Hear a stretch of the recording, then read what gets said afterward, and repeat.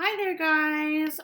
So, we're going to talk about the role of women, men, and children today in the Iroquois Confederacy.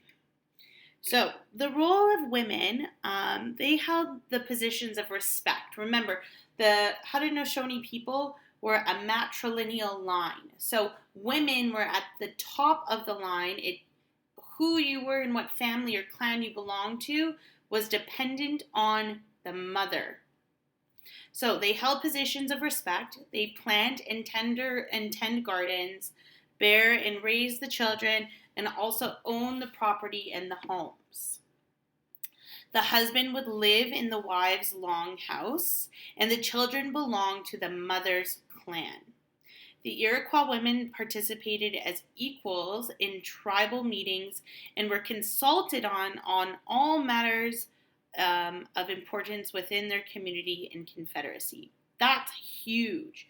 So the Iroquois Confederacy had a women's council, which means when big decisions were being made, women were consulted to make sure that it was important and that the interests of the community were being met. Much different than the Athenian democracy, where women in ancient Greece literally had no say or power at all. The clan mother led the clan. So remember, you might have many different clans all over the Confederacy that have or share a clan mother. That would probably make you part of the same clan. And the clan mothers selected the chiefs. So the chief wasn't a hereditary thing, which means just because you are the son of the chief, you will be the next son of the chief and chief and chief and chief and chief. The clan mother was the one who selected the chief, and that was based on their ability to think, their honesty, their loyalty, their knowledge, how they represented their people fairly, and how they could withstand criticism.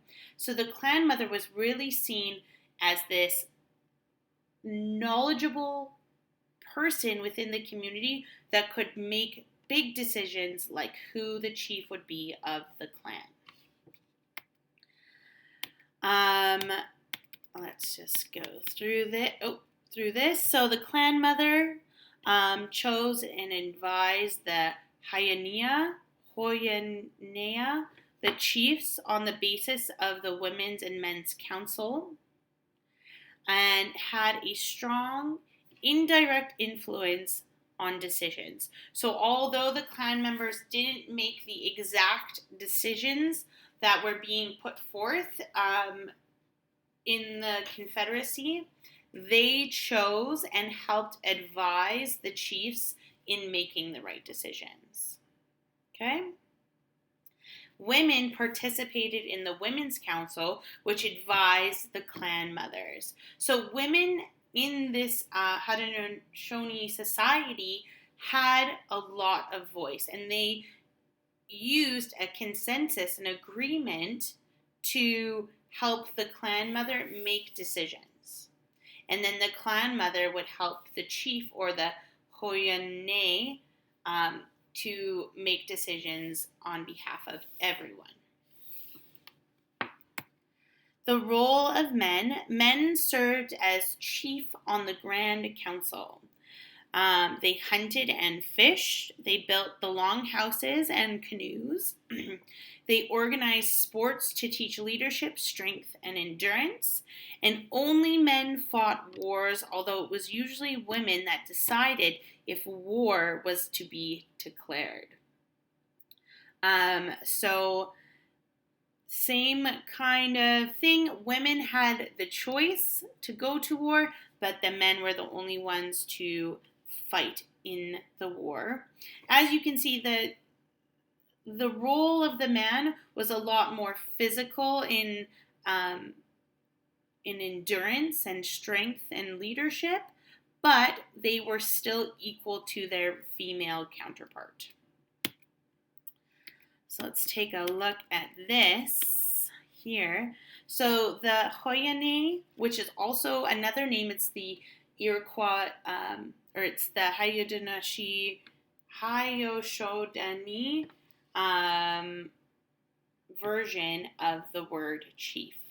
And their job was to make decisions for their nation. They represented their nations and clans in making the decisions at the Grand Council. And they also used this idea of consensus, an agreement, where everyone is in an agreement. They participated, men would also participate in the Men's Council, which would help advise clan mothers.